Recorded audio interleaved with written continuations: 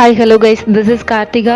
இன்னைக்கு ரீசெண்டாக திருப்பூர் டிஸ்ட்ரிக்டில் இருக்க காங்கேயம் வெள்ளக்கோவில் பகுதியில் கோவில் திருவிழாவுக்கு வந்த கல்லூரி மாணவியை கேங்ரேப் பண்ணியிருக்காங்க. இந்த நியூஸை பற்றி விரிவாக நம்ம பார்க்கலாம். கடந்த 8ஆம் தேதி முதல் 10ஆம் தேதி வரை மகா சிவராத்திரி தேர் திருவிழா இந்த பகுதியில் நடந்தது.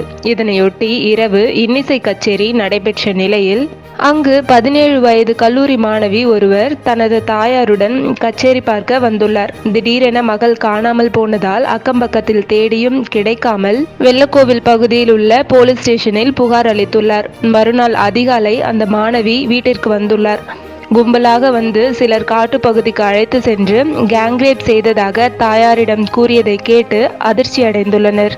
இதில் சம்பந்தப்பட்ட 7 பேரை போலீசார் கைது செய்துள்ளனர். ஹோட்டல் தொழிலாளிகளான செம்மாண்டம்பாளையம் மணிகண்டன் வயது 29, காமராஜபுரம் பிரபாகர் வயது 32, மூலனூர் தொட்டம்பாளையம் தினேஷ் வயது 27, பாலசுப்ரமணி வயது 30, வெள்ளக்கோவில் ஏபி புதூர் நவீன்குமார் வயது 26, மயில்ரங்கம் நந்தகுமார் வயது 30, வெள்ளக்கோவில் பாரதி நகர் சதீஷ் வயது 28 என 7 பேரையும் போலீசார் கைது செய்துள்ளனர்.